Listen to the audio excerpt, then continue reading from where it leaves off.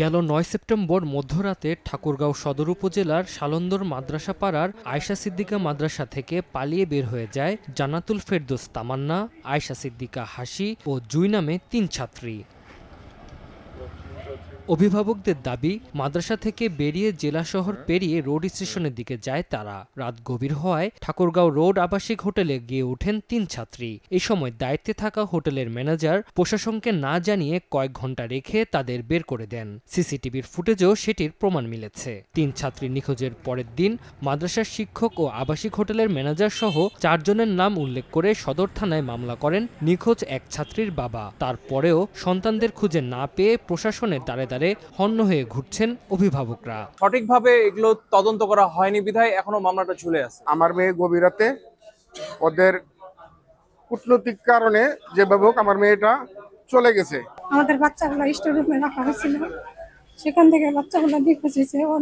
তবে দায়সারা জবাব মাদ্রাসা ও আবাসিক হোটেল কর্তৃপক্ষের। গ্রিলের সাথে বাদে জালটা ঝুলাই দিয়ে এদিক দিয়ে নামছে, নামে এইভাবে গেছে। তখন গ্রিল এটা পরে লাগানো হয়েছে। নাম ঠিকানা সবকিছু এন্ট্রি করে ওনাদেরকে নিয়ে ৩ নাম্বার রুম দিছি। ৩ নাম্বার রুম দেওয়ার পরে ওরা যখন এন্ট্রি করে তখনই বলেছে, সবার সামনে বলছে যে আমরা ৪টার দিকে বের হব। ৩ ছাত্রীর সন্ধানে তদন্ত চলছে জানিয়ে গাফলতির অভিযোগ খতিয়ে দেখে দ্রুত ব্যবস্থা নেওয়ার আশ্বাস প্রশাসনের। আমাদের ডিএমপি, তারপরে ঢাকা জেলা পুলিশের ডিবি টিম যারা আছেন তাদের সহযোগিতা নিচ্ছে এবং তাদের বক্তব্য হচ্ছে যে পথে আমরা এগোচ্ছি এটাই সঠিক পথ। ৩টা বাচ্চা যে হারিয়ে গেল, তাদেরকে আসলে আমাদের দায়িত্ব যে তাদেরকে খুব দ্রুত উদ্ধার করে তাদের পিতামাতার কাছে ফিরিয়ে দেয়া।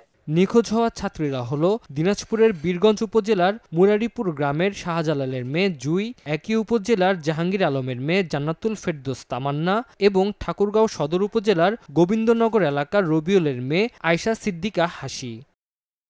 সময় সংবাদ, ঠাকুরগাঁও।